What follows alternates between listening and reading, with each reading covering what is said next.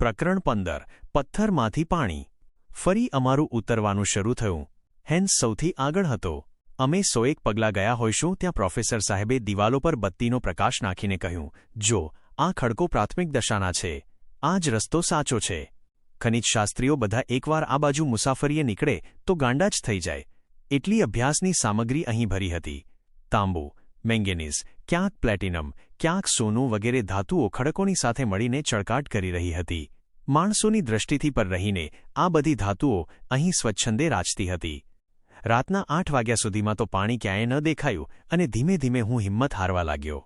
મારું શરીર પણ હવે ચાલવાની ના પાડવા લાગ્યું. મારા દુઃખ તરફ મારા કાકાનું ધ્યાન ન ખેંચાય એ માટે મારાથી બનતા પ્રયત્ન મેં કર્યા, પણ આખરે મારાથી બૂમ પડાઈ, મદદ, મદદ, અને હું પટકાઈ પડ્યો. મારા કાકા તરત પાછા ફર્યા. મારા તરફ જોઈને લાંબા હાથ કરીને તે બોલી ઉઠ્યા, બસ થઈ રહ્યું. હું બેભાન થઈ ગયો. થોડીવારે હું ભાનમાં આવ્યો, પણ મારામાં માગવાની શક્તિ ન હતી. હું કબરમાં પડ્યો હોઉં એમ મને લાગ્યું. છેવટે મેં કાંઈક અવાજ સાંભળ્યો. આંખ ઉઘાડીને જોયું તો હેન્સ અંધારામાં ધીમે ધીમે અદૃશ્ય થતો હતો.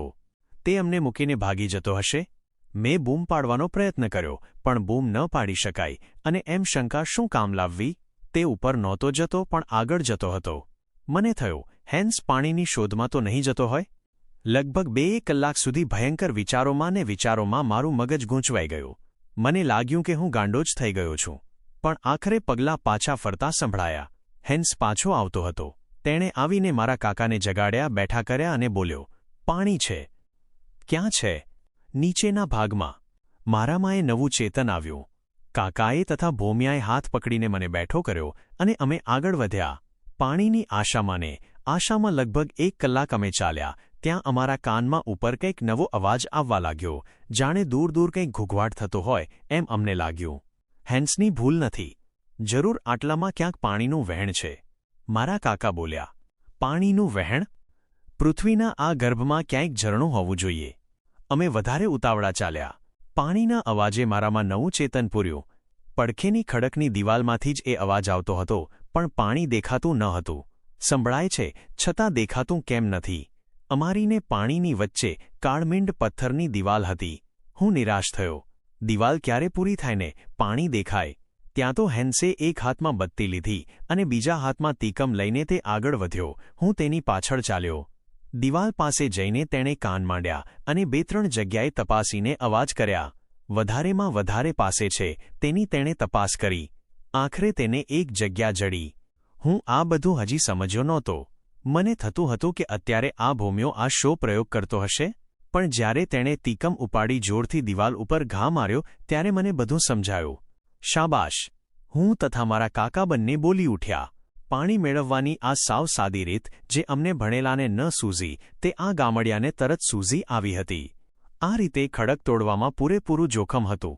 આમાં ક્યાંક ભેખડ ખસે તો તેની ઉપરની ભેખડો નીચે ધસી આવે ને અમારું નામ નિશાન પણ ન રહે. અથવા કદાચ પાણીનો આ પ્રવાહ ઓચિંતો વધે તો અમને બધાયને તાણી જાય. પણ હેન્સ ખૂબ ધીરજથી કામ કરતો હતો. ધીમે ધીમે તેણે ખડકમાં ગાબડું પાડવા માંડ્યું. 1 કલાકને અંતે 2 ફૂટનું ગાબડું પડ્યું. મારી ધીરજ ખૂટવા માંડી. મારા કાકાની પણ ધીરજ ખૂટી. અમે તો તીકમ વડે અમારા બળનો પ્રયોગ કરવા જતા હતા ત્યાં એકાએક સુસવાટો સંભળાયો અને પાણીનો જબરો ધોધ એ ગાબડામાંથી છૂટ્યો ને સીધો સામી દિવાલ ઉપર અફડાયો. પાણીના એ ઓચિંતા હુમલાથી હેન્સ પણ સામેના ખડક સાથે અથડાયો અને તેનાથી બૂમ પાડી જવાઈ. મેં મારા હાથ એ પાણીને અડાડ્યા તો મારાથી પણ બૂમ પાડી જવાઈ. પાણી ખૂબ ગરમ હતું. 100 ડિગ્રી ગરમ છે. મેં કહ્યું, કંઈ વાંધો નથી, હમણાં ઠરી જશે. થોડી વારમાં બોગદામાં બધે વરાળ થઈ ગઈ. પાણી અમારે જવાના માર્ગમાં નીચે ને નીચે વહેવા માંડ્યું. અમે ખોબે ખોબે પાણી પીવા માંડ્યા.